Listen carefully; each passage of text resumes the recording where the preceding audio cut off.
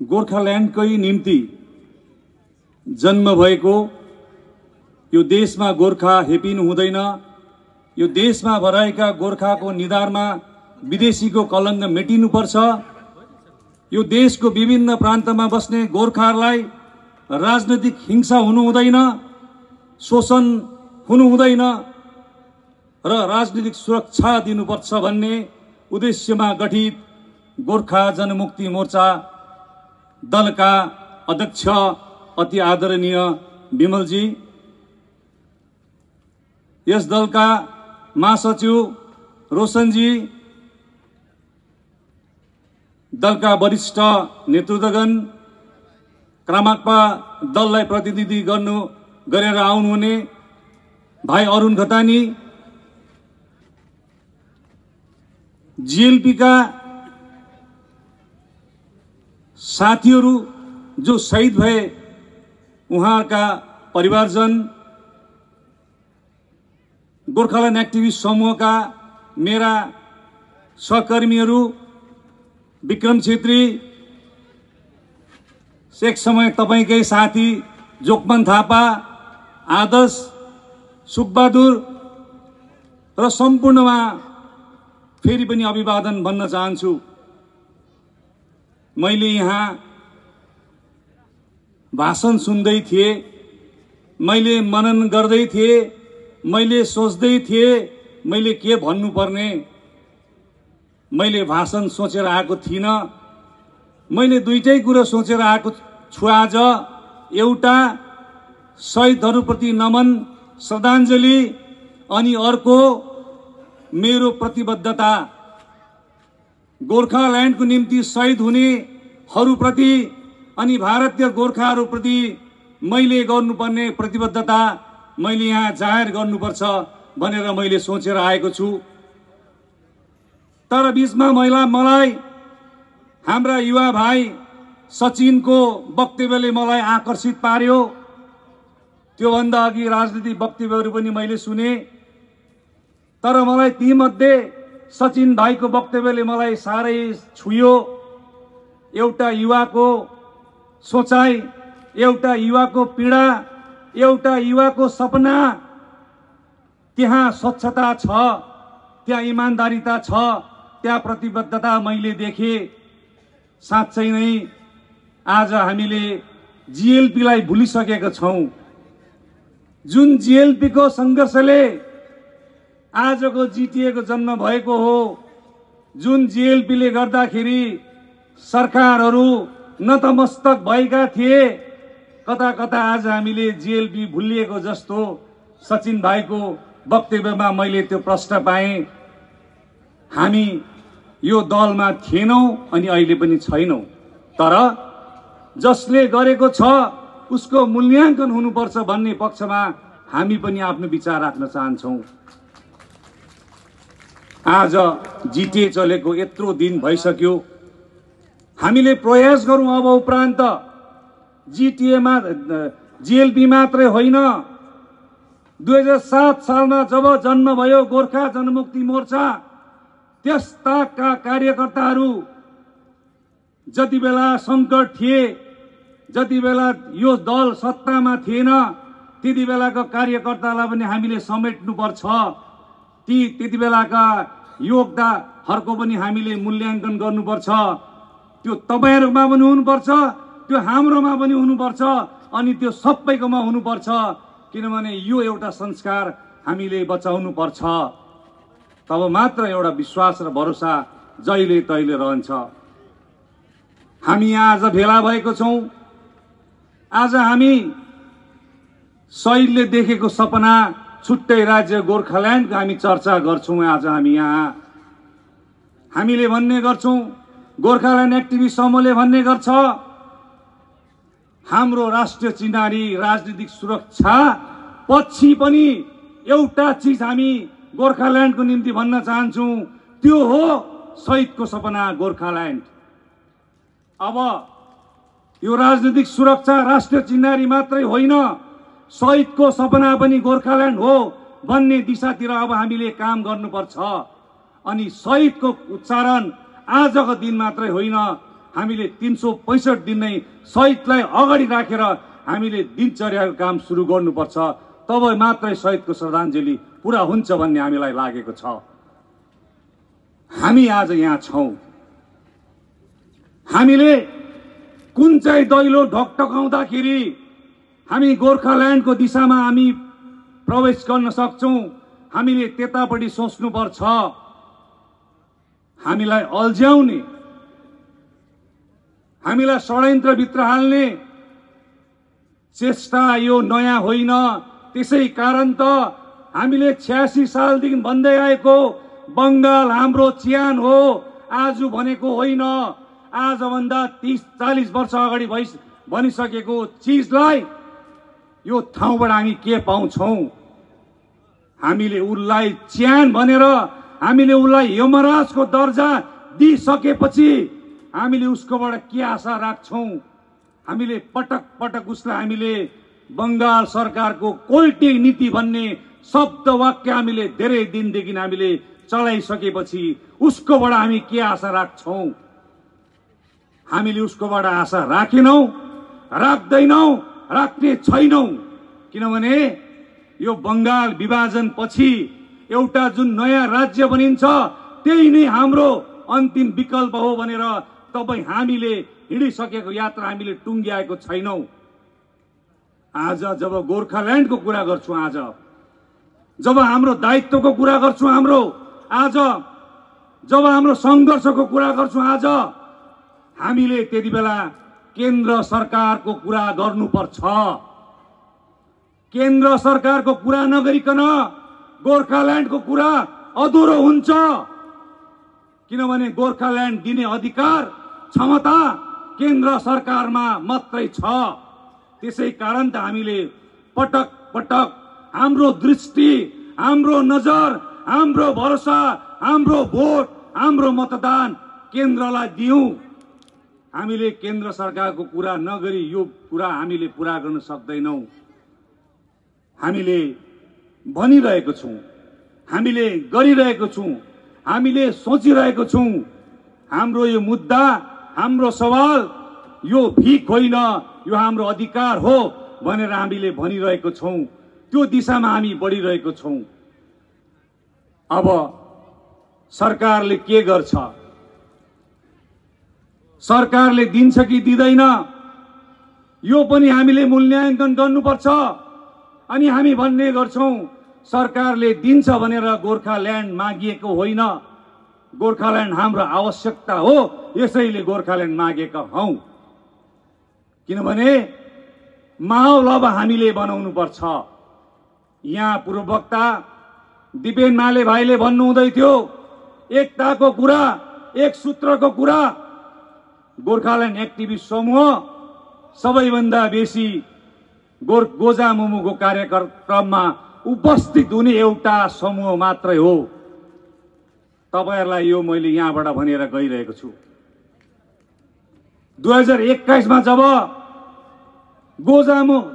गोएसा बनियो, हामीले 2021 मा गोर्खाल्यान्ड एक्टिभिस्ट समूह बनाउनुको पछाडि कारण केन्द्र सरकारले हामीलाई हेपेर हाम्रो माग पूरा गरेन भनेर हामी त्यतापट्टि हामीले नाराज गरेर हामीले हाम्रो राजनीतिक दललाई त्यागेर हामीले गोएसा बनायौं। तर त्यही गठबन्धनमा हुँदा गोजामुमु यदि त्यही गठबन्धनमा हुँदा पनि हामीले गोजामुमुको कार्यक्रम बहिष्कार गरेका छैनौं। आजसम्म हामी निरन्तर गोजामुमुको झण्डा मुनि बसेर हाम्रो विचार राखिरहेको छौं। किनभने हामीले पार्टी भन्दा जातिलाई हामीले माथि राखेका छौं। हामीलाई झण्डाको मतलब छैन, हामीलाई नेताको मतलब छैन, तर हामीलाई बेला बेलामा पीडा हुने गर्छ। हामीलाई पनि मन दुख्ने कुरा बेला बेलामा हुन्छ। आज यो मञ्चमा तपाईको दलले सबैलाई बोलायो होला, सबै यहाँ नहोला, तर हामी तपाईकोमा जहिले पनि भएको हुन्छौं। एक ठाउँमा मात्रै हुँदैनौं तपाईहरुसँग हामी। त्यो ठाउँ के हो भन्दाखेरि चुनावमा तपाईसँग हामी हुँदैनौं। विगत दिनमा पनि चुनावमा तपाईसँग हामी थिएनौं, तर हामी सङ्घर्षमा तपाईसँग हामी हुन्छौँ। यो प्रतिबद्धता यहाँ हामी जनाउन आएका हौँ। किनभने हामीले भनेको छौँ गोर्खाल्यान्ड चुनावले होइन, गोर्खाल्यान्ड सङ्घर्षले दिन्छ। यो कुरा हामीले भनेको छौँ। यही प्रतिबद्धता यहाँ हामी देखाउन आएका हौँ। हामी आज एकतामा अनेकता भन्ने कुरामा हामी डर मानिरहेको छौँ। आज यहाँ हेर्नुहोस् त, आजको कार्यक्रमको सफलता तपाईँले पाउनुभयो। आदिवासी लिडरले यहाँ आएर गोर्खाल्यान्डको कुरा उल्लेख गरेर जानुभयो। योभन्दा ठुलो के कुरा हामी के पाउँछौँ? आज हामीले हाम्रो घर कसरी सम्हाल्नुपर्छ, कसरी सँगाल्नुपर्छ, त्यो हामी विवेचना गर्नुपर्छ, विवेचना गर्छौँ। आज यहाँ हामी आउनु नै एकताको सूत्रको संकेत दिन आज हामी आएका हौँ। हाम्रो बीचमा षड्यन्त्रकारीहरू अनेका छन्। लाखौं करोडौंको रुपियाँमा खर्च गरेर हामी बीचको विभाजन ल्याउने तत्त्वहरू धेरै छ। त्यसको निम्ति हामी कलकत्ता र दिल्ली जानु पर्दैन, यही भित्र हामी पाउँछौँ। तर षड्यन्त्र गरे बन्द्रेमा षड्यन्त्र भित्रै बस्ने हाम्रो बानीबाट हामी अल्गिनुपर्छ। अब हामीले ठुलो सोच्नुपर्छ, ठुलो प्रकारले हेर्नुपर्छ। किनभने मैले मेरो यो आँखाले देखेको छ 2007 सालमा जब यो बंगाल सरकारमा वामफ्रन्टको सत्ता थियो, त्यति बेला दार्जिलिङमा सीपीएम को एउटा सम्मेलन हुनेवाला थियो। गोजा मुमुको नेतृत्वको त्यो सङ्घर्षले तत्कालीन सीपीएम को सत्ताको भरमा पनि दार्जिलिङमा सीपीएमले सम्मेलन गर्नु नपाएको यो एउटा इतिहास छ। यो शक्तिशाली सङ्घर्ष गर्ने दलले त्यो इतिहास कायम गरेको छ भने आज सानो तिनो जग्गामा तपाईहरु अल्झिनु हुँदैन। ठुलो सोच राखेर काम गर्नुपर्छ। किनभने गोजा मुमु दल भनेको मैले बुझेको अनुसार दार्जिलिङदेखि बाहिर क्षेत्रमा पनि कतिवटा ठाउँमा शाखा संगठनहरू छ। यसैले गर्दाखेरि भारत व्यापी सोचेर तपाईहरुले हिँड्नुपर्छ। मैले विगत दिनहरुमा पनि देखे, विमलजीको उत्तर पूर्वी भ्रमणहरु मैले देखे, मलाई खुसी लाग्यो, मलाई राम्रो लाग्यो। किनभने 2008-07 मा जब 6 शेड्युलको विरोध गर्न हामी दिल्ली पुगेका थियौं, त्यति बेला पनि विमलजीले भारतीय गोर्खा परिसंघको कार्यक्रममा भारतवर्षको विभिन्न राज्यका गोर्खा नेतृत्वलाई उहाँले सम्बोधन गर्नुभएको थियो। तपाईहरु हामीहरु उहाँलाई राष्ट्र अध्यक्षको नाममा सम्बोधन गर्छौं भने उहाँले राष्ट्रको सोच राखेर काम गर्नुहुन्छ भन्ने हामीले अठोट राखेका छौं। हामी आज यहाँ हामी गन्थनको कुरा गर्दैनौं, हामी ठूलो सोच र ठूलो आशा राखेर आज हामी आएको छौं। हामी पछाडी फर्केर हेर्दैनौं, हामी अगाडि हेरेर काम गर्ने हौं। विगत के भयो कसो भयो त्यो हुँदै गर्छ। हामी भूलबाटै शिक्षा लिएर हामी अगाडि काम गरेर जान्छौं। हामी धेरैले दार्जिलिङमा इतिहास कोट्याउँछ, इतिहास पढ्छ, तर हामी भन्छौं इतिहास कोट्याउनु र इतिहास पढ्नु मात्रै होइन, इतिहास लेखिनुपर्छ। पुरानो इतिहास कति पढ्ने, पुरानो किताब कति पल्टाउने, हामी नयाँ इतिहास हामी लेख्न पर्छ। आज दार्जिलिङका केही मान्छेहरूले, केही बुद्धिजीवीहरूले पुरानो इतिहास पल्टाउँछ, पुरानो इतिहास कोट्याउँछ। तर मैले देखेको छुइनँ जहाँ दुर्गा मल्लको कुरा गरेको, जहाँ सावित्री इन्द्रेणीको कुरा गरेको, जहाँ छविलाल उपाध्यायको कुरा गरेको, जहाँ रमसिंह ठकुरीको कुरा गरेको आज केलाउँदैन। खाली आज अंग्रेजको कुरा र कांग्रेसको कुरा गरेको मात्रै हामी पाउँछौं। हामीले गोर्खाल्यान्डको निर्माणको निम्ति हाम्रो सर्टिफिकेट भनेको स्वाधीनता सेनानी र संविधान निर्माण गर्नेहरूको नाम नै हाम्रो सर्टिफिकेट हो। त्यहाँ टेकेर मात्र हामी संसदभित्र बस्न सक्छौं। त्यो कुरा आज हामीले बिर्सिरहेको छौं। एकतिर हामी गोर्खाल्यान्डको कुरा संविधानको गर्छौं, अर्कोतिर यो भूभाग भारतको होइन पनि भन्छौं हामी। यो कन्ट्रडिक्सन किन छ? आज यसको क्लियरिटी हुनुपर्छ। कुनै पनि राजनीतिक दलले यसको क्लियरिटी गर्नुपर्छ। हाम्रो मान्यता के हो? यो देशभित्र हामी छौं, त्यसै कारण हामीले गोर्खाल्यान्ड राज्य माग्दैछौं।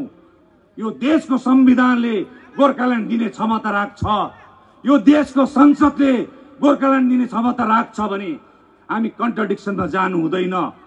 बेला बेलामा दार्जिलिङमा यो भूभाग हाम्रो होइन भन्ने कुराहरूले हामीलाई यो देशप्रतिको हाम्रो मायामा केही मान्छेले शंका उत्पन्न गर्ने प्रयासहरू भइरहेको छ। हामी खाँटी यो भारतीय नागरिक हौं। हामी दुर्गा मल्लको सन्तान हौं, सावित्री इन्द्रेणी, हामी छविलालको सन्तान हौं, हामी हरिबहादुर गुरुङको सन्तान हौं, हामी डम्बर सिंह गुरुङको सन्तान हौं। विमलजीले यो पालि आसाममा गएर डम्बर सिंह गुरुङको समाधिमा उहाँले आज माल्यार्पण गरेर आउनुभयो। के कारणले? उहाँ स्वाधीनता सेनानी हुनुहुन्थ्यो, उहाँ संविधान निर्माता हुनुहुन्थ्यो, त्यसै होइन। त्यसैले गर्दाखेरि हामीले त्यो कुरो बोल्नु हुँदैन।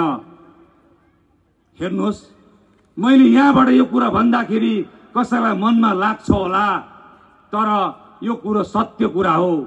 आज डीजेसी बनिएको छ, बनिएको थियो, आज जीटीए बनियो, आज गोजामुमो जिउँदो छ। यदि भने गरिब दुखी श्रमजीवी मेहनती मान्छेको भरमा आज यो चिजहरू बनिएको हो। घरभित्र बसेर किताब लेखेर, किताब पढेर, दस्तावेज पल्टाएर कुनै पनि नयाँ चिजको सृजना भएको इतिहास छैन। आज यो कुरा बुझ्नुपर्छ। यसैले गर्दाखेरि तपाईको संघर्ष, तपाईको संग्राम, तपाईको प्रतिबद्धताले नै नयाँ चिजको सृजना हुन्छ। यही नै अकाट्य सत्य हो।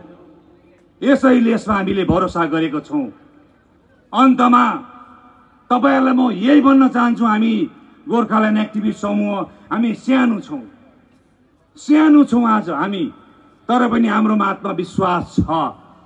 हाम्रा जोगमान थापाले भन्नुहुन्छ, हाम्रोमा एउटै चिज छ, एउटै शक्ति छ, त्यो हो हाम्रो आत्मविश्वास, हाम्रो प्रतिबद्धता, हाम्रो इमानदारीता, हाम्रो स्वच्छता।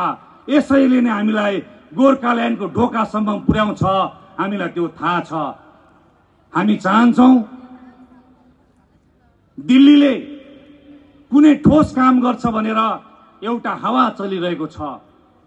गोर्खाल्यान्ड एक्टिभिस्ट समूहको कानसम्म पनि कता कता त्यसको आवाजहरू आज गुन्जमान भएको हामीले अनुभव गरिरहेको छौं। यो मञ्चबाट म यही भन्न चाहन्छु, दिल्लीले केही पनि दिन्छ, हामी भन्छौं त्यो गोर्खाल्यान्ड हुनुपर्छ। दिल्लीले केही पनि गर्छ, हामी भन्छौं गोर्खा जाति विभाजन हुनु हुँदैन। हामी पनि आसाम पुगेर आयौं भर्खरै मात्र। आसामको मान्छेकोमा पनि एउटै भनाइ छ, दार्जिलिङले लिएको निर्णय भारतको गोर्खाहरूमा त्यसको नकारात्मक प्रभाव पर्नु हुँदैन। हामी भारतको गोर्खाहरू जसरी हामी गोर्खा जाति भएर आज बाँचेको छौं, जात जातमा विभाजन हुनु हुँदैन। आज यहाँ बिमला, बिक्की, नीता खवासले संघर्ष गर्दा जात भएर संघर्ष गरेन, जाति भएर संघर्ष गर्यो। 86 को संघर्षमा कालिम्पोङबाट प्रतिभा तामाङ, प्रतिमा प्रधान, 2007 मा दार्जिलिङमा सायदै तपाईलाई थाहा होला प्रमिला शर्मा, त्यहाँबाट 2013 मा सुनिल राई, 2017 मा दावा भोटिया र मैले यहाँ नाम लिए, यी सबै गोर्खा भएर संघर्ष गरेका थिए। यसैले कुनै पनि निर्णयमा हामी पुग्छौं भने हामी गोर्खा भएर पुगेको हुनुपर्छ। अनि सरकारको त्यो उर्दीधारी बन्दुक बोक्नेहरूले पनि निधारमा गोली ठोक्दाखेरि जात छुट्टाएर गोली ठोकेका थिएन, गोर्खा भनेर गोली ठोकेका थिए।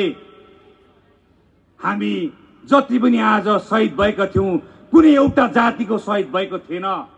त्यसैले गर्दाखेरि हाम्रो मुद्दा 11 जनजाति गोष्ठी होइन, तर कसैको पनि मुद्दा 11 जनजाति गोष्ठी हो भने त्यसमा विभेद हुनु हुँदैन।